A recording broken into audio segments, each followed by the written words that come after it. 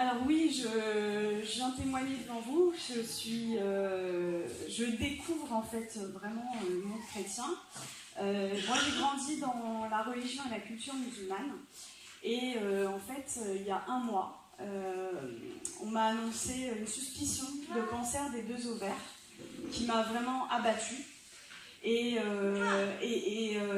j'étais vraiment plus bas que terre, quoi. Vraiment, ça m'a abattue. On m'a dit, voilà, pour avoir des enfants, ça va pas être possible, ça va être traitement, etc., etc.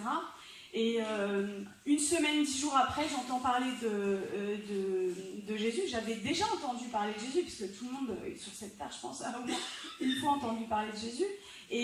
Mais là, cette fois-ci, c'était très fort. C'était quelqu'un qui témoignait. J'ai beaucoup pleuré sur des vidéos sur Internet. Et le soir même, en fait, je me suis mise dans ma chambre, à genoux, pour la première fois de ma vie devant Dieu. Et j'ai dit, Jésus, si tu existes, moi, ça ne m'intéresse pas juste d'entendre parler de toi, en fait.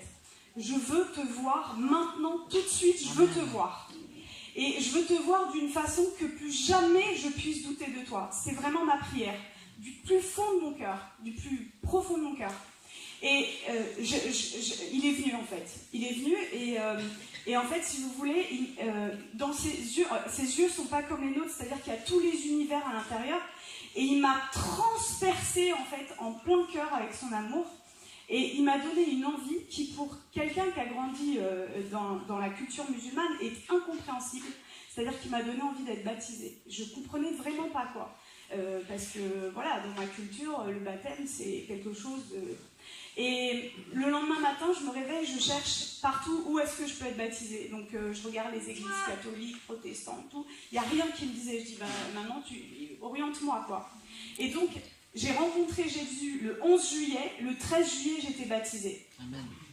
Et le soir même, je me retrouve dans ma chambre et en fait, juste pour vous dire, j'avais des douleurs depuis 4 ans, tous les jours. Tous les jours, j'avais mal en fait.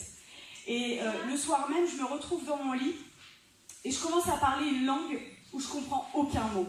Et chez les musulmans, tout ça n'existe pas. Donc, j'avais jamais entendu parler du parler en langue, etc. Et j'ai parlé pendant 3/4 d'heure, 1 heure, une langue que je ne comprenais rien du tout. Et à la fin, ça s'est arrêté. Et là, mes douleurs, pour la première fois depuis 4 ans, disparues. Plus de douleurs. Là, je dis, ok, je suis guérie, je dois aller voir mon gynéco. Mardi 17 juillet, c'est-à-dire il y a 2-3 semaines, quoi. Je vais voir mon gynéco. Et donc, il me dit que vous avez fait votre IRM, les marqueurs tumoraux, Et il me dit, alors c'est pas un cancer malin, mais c'est une maladie d'un stade très très sévère. On va opérer, etc. Et là, je le regarde et je lui dis, vous savez pas ce que je vais vous dire, mais je suis guérie. Je lui ai pas dit, je pense être guérie, je lui ai dit, je suis guérie. Et il a rigolé un petit peu, il m'a dit, parce que le déni de la maladie existe en médecine, quoi, chez beaucoup de monde.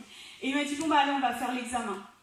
Et donc, mardi 17 juillet, il me fait l'examen, il n'y avait plus rien en fait. Et sur mon ovaire droit, il y avait 2 images. Donc, il arrive sur l'ovaire droit avec la sonde et il me dit, ah, il y a 2 images. Et il me dit, ah, mais attendez, ce sont les follicules de maturation. Et les follicules de maturation dans les ovaires, c'est ce qui donne les ovules, en fait, pour la reproduction. Et moi, j'en avais plus. Et là, il retire la sonde, il me dit, allez, vous allez m'expliquer ce qui s'est passé. Je lui raconte que j'ai rencontré Jésus, etc. Et il me dit, bon, écoutez, parce que je suis médecin juste à côté de chez lui, dans le cabinet. Il me dit, bon, moi, je vous crois parce que je suis juif, mais gardez ça pour vous. Et j'ai rigolé, je lui ai dit, je veux que le monde entier sache que Jésus est vivant. Je veux que le monde entier sache. Et comme disait André, je suis médecin psychiatre et addictologue, donc je m'occupe des gens qui vont pas bien, quoi. Et ma pratique, en fait, c'est pas qu'elle a changé, elle a été bouleversée. Au cabinet, et en fait, il se passe des délivrances, des guérisons, mais incroyables. C'est-à-dire qu'avant, je pratiquais mon métier, je consolais les gens, je prescrivais des traitements, etc. Et je renie pas du tout, j'ai fait 13 ans d'études, je renie pas du tout ça. Mais aujourd'hui, j'ai une clé, en fait, et je vois des délivrances, mais j'aurais même pas pensé possible, en fait. Le Seigneur, en fait, à la fin de mes études, moi, j'ai dit, je veux plus travailler à l'hôpital, c'est cabinet seulement. Et le Seigneur, là, depuis que j'ai été baptisée, m'a ramenée à l'hôpital. Et je vais juste vous raconter, parce qu'en fait, c'est ce que je voudrais vraiment, mon message, c'est que la vie chrétienne, c'est des miracles et des prodiges de Dieu tous les jours, en fait. C'est ça la vie chrétienne normale et c'est ce que vous devriez tous vivre. Et si moi, avec ma famille, voilà, ils sont musulmans, c'est pas facile, mais si moi, en tant que médecin, en tant que musulmane, je prends le risque de parler de Jésus au moins 20, 30 fois dans la journée à des gens que je connais pas dans la rue, je vous encourage vraiment à le faire. Parce que c'est comme ça que le feu de Dieu augmente en fait en vous. Et je vais juste vous raconter en fait ma dernière garde à l'hôpital, dimanche, pas qui vient de passer, mais celui d'avant. Les infirmiers, ils n'y croyaient pas en fait. C'est-à-dire qu'on a passé une nuit blanche et il y a eu miracle sur miracle, sur miracle, sur miracle. Et je vous raconte juste un des cas, parce qu'il faut bien que je choisisse. Une jeune femme, 2e année de droit, qui arrive amenée par ses parents, en fait, mutique. Ça fait une semaine, elle n'a pas dit un mot, mutisme. Et l'infirmier vient me voir, on a passé une nuit difficile, parce qu'il y a eu beaucoup de cas, et il vient, il me dit, bon, bah, tu vas voir, ça va être hyper facile, je viens de passer 1 heure avec elle, elle m'a pas sorti un mot. Et moi, dans mon cœur, je dis, mais c'est pas le projet de Jésus. Et j'arrive dans la chambre, je lui dis bonjour, je lui présente ma main pour lui serrer la main, et là, elle ne répond pas. Et intérieurement, je fais une prière de délivrance au nom de Jésus.